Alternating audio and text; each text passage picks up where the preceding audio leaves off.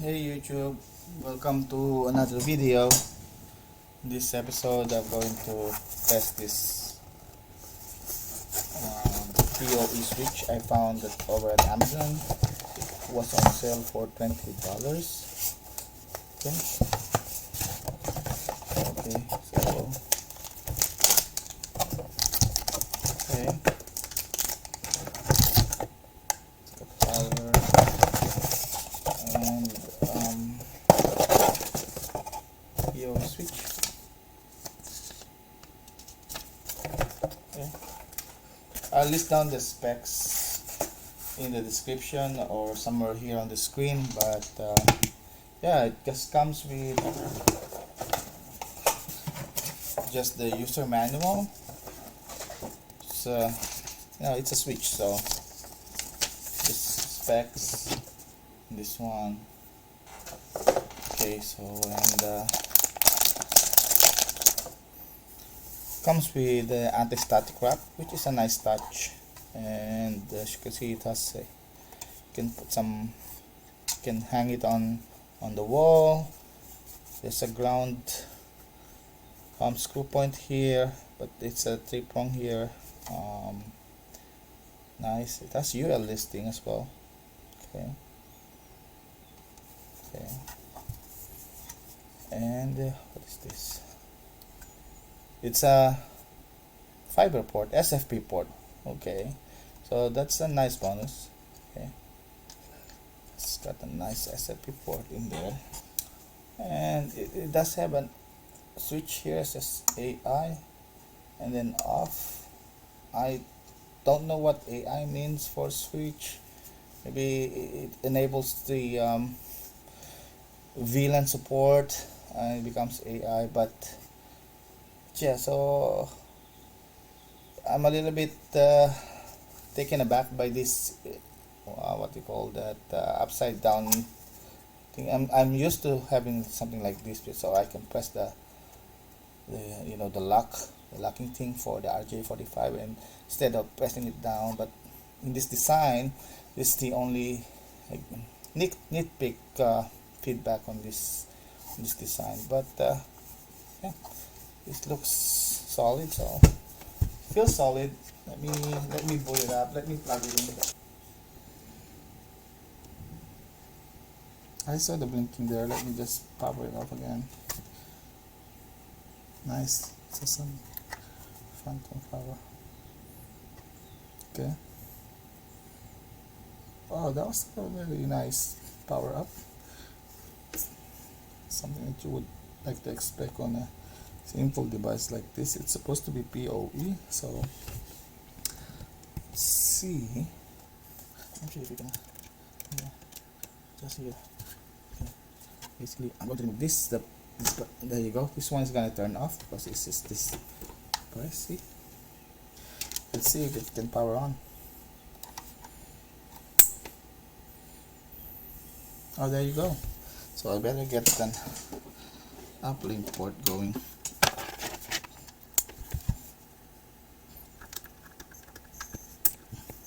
See?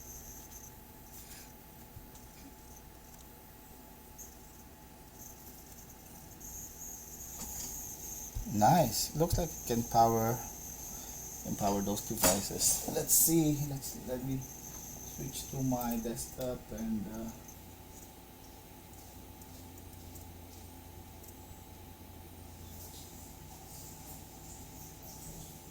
I guess that's not a good way to test it. I guess I can do iPerf. Okay, it looks like it. Okay. Oh. Admin. Okay. So now that I have it, I'm going to do an iPerf. Okay. First one. I'll go offline. On the those nice.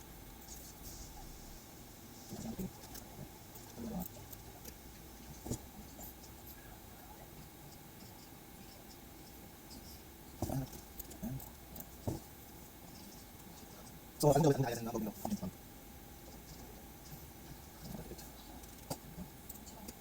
switch.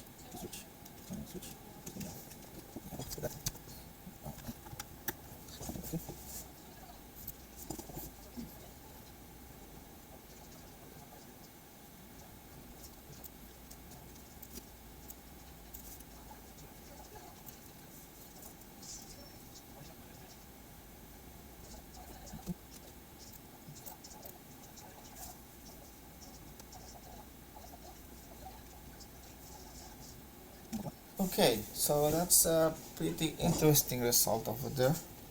Let's check this one out. Let's see this one though. Mm.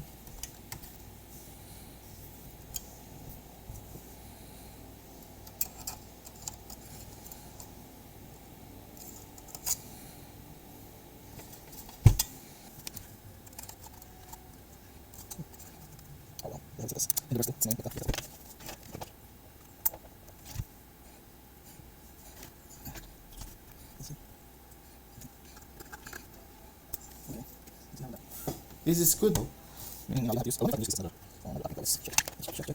If I can use this as another port.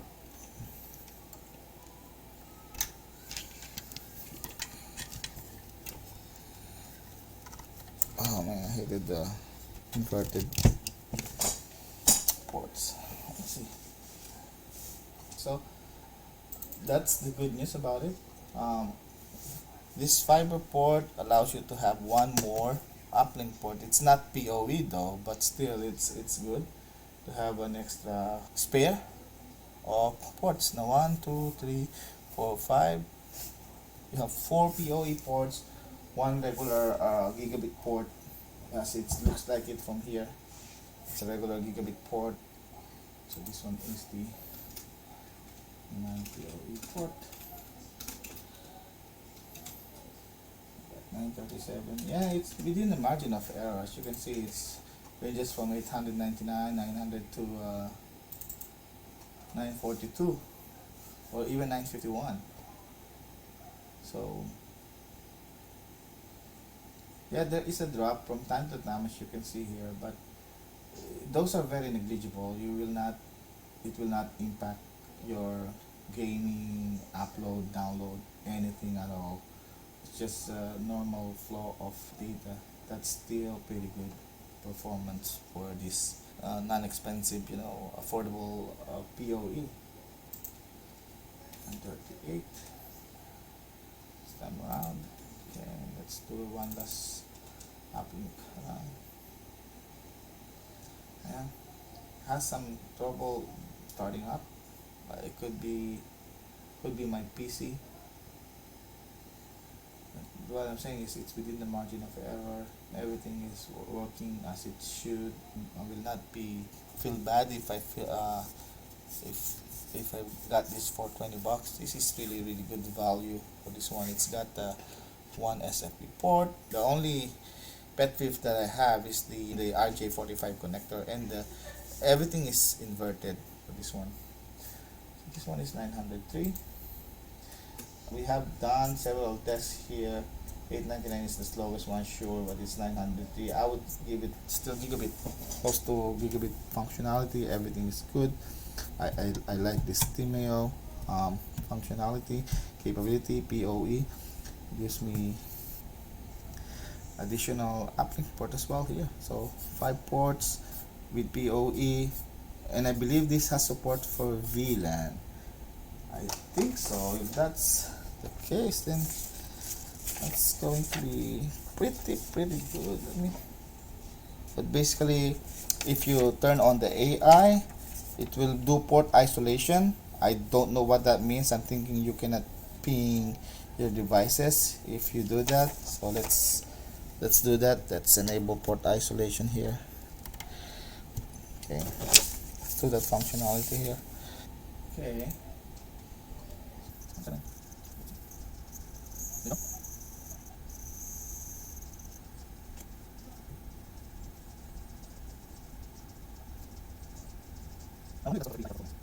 Let's see.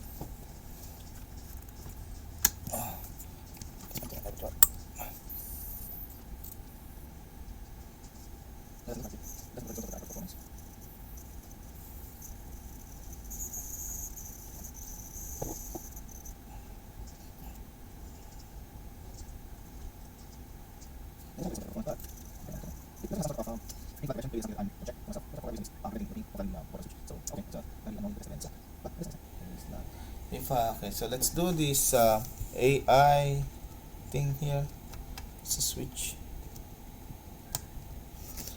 apparently it's going to have a port isolation. Let's see if that's affects mine. Yep. So this is pretty good. So the servers in here, this is my client, this is my PC, this is the Raspberry Pi, and this is the uplink, right? So it looks like the port isolation is working here. Okay. Now let's see if I put the server here. It says on the PoE ports there will be port isolation. But let's see here. That's pretty cool. So there is one port here, even with port isolation, as you can see here. Even with port isolation, it's still reachable no matter what. So this port is free from isolation, meaning if you have a device that you need all devices to get access to, and this is the reason why I guess this is the uplink as well for the RJ45, because it's not, it can be isolated even if you turn on the AI isolation. So that's a pretty cool capability. So let's do it again. Turn it off. Go. And I should get a reply here.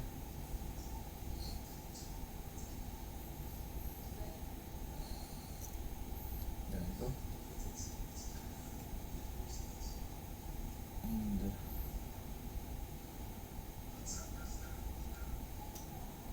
we will still do that pink flag control on its own.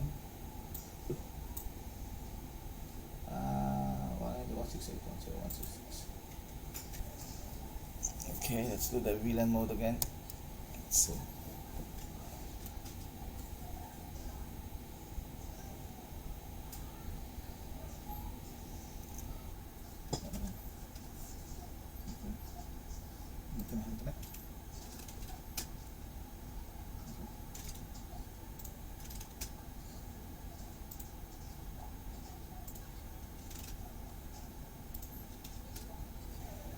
And there you go. So this is a trunk port. This is where I used to have this EAP235 connected. But now, as you can see, the connectivity is this from UMADA, from the switch going to the uplink here. And now I'm powering this EAP235 through this STEAMEMO switch. This one is an unmanaged switch, so I'm not sure if it's going to strip down the VLAN information. Best way to demonstrate is to have it configured this way, and I'm going to configure to multiple VLANs wirelessly, and I can show it on the screen. Okay, so again, the uplink here is this one. It goes to this port, so port 8 to the port 1 uplink. This one is unmanaged, so all of them are just the same VLAN and going to this UMADA switch. This UMADA switch is being powered by Steam. This one is just, I think, 9 watts, and if it's going to use the PoE switch here, PoE, it will require 24 watts. You can have at least 2 of these supporting EAP235 because it's about 23 watts. According to the specs, it can power 23 watts if using these PoE ports.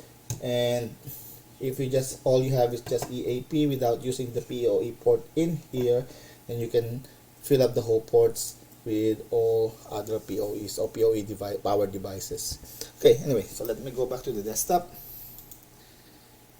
Okay, so let's go check the port again. Let me move this to the side. Again, this is just a follow-up video. So port 8, this one is all. This one is all. This is a trunk port. Basically, all VLANs go there. CMD. Google. -T. Okay.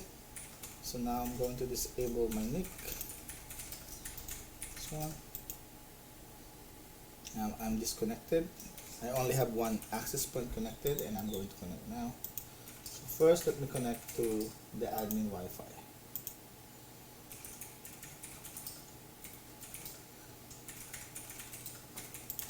So this one is native VLAN. So The IP should be .0, as you can see here, .0, and I will have internet access here. Yahoo.com. There you go. Let's close this one out, and let's disconnect, and while showing this as well, so you guys know that. And I'm going to connect to 10. So this being 10, I should have 192.168.10. You can see I disconnected. First time out. Connect. Attempting to authenticate. There you go.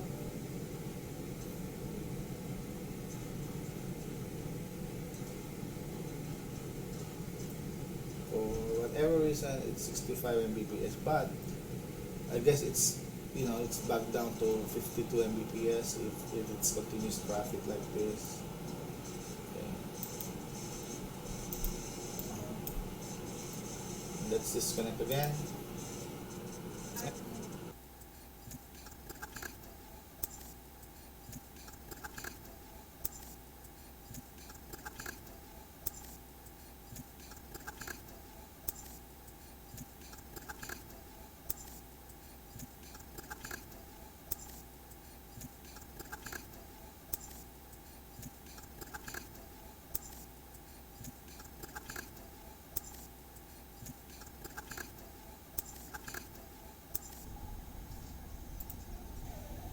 And there you go. I guess it's a pretty interesting device. Thank you for watching. What's my verdict here? This is highly approved. I like this STEAMEMO PoE switch. It says it supports VLAN, but actually it's not VLAN. It's just putting port isolation on each port, and you can even control which port you want to disable or enable. But basically, they shield one port from another, meaning once you are connected there, you cannot see the neighbors. So you have 4 neighbors being connected to the same switch, but they cannot see each other. So that's a pretty good capability if you have for that use case. If you have want that type of isolation or separation, it will still be able to connect to the internet, and I believe to the rest of the network once it gets passed through this particular switch. When it goes through there to your rest of your network, then there's no holes barred there anymore. It's just within the communication between all those 4. So if you're going to design something for the ACLs here, you're going to design the ACL based on the uplink port here, because that's where you have your full functionality as well. So you can do either the uplink for fiber uplink SFP, or you can do one of the uplink here. I highly recommend the fiber uplink, just because it gives you more ports in here for your troubleshooting and everything. You might leave all the PoE for your PoE devices, and this one always for troubleshooting whenever you go to a closet, to your network room, to your whatever room you might want to call your server room or server closet. You have one area wherein you can isolate and troubleshoot all your devices that are connected in this particular device. Okay, thank you for watching, and I'll see you on the next. Bye bye.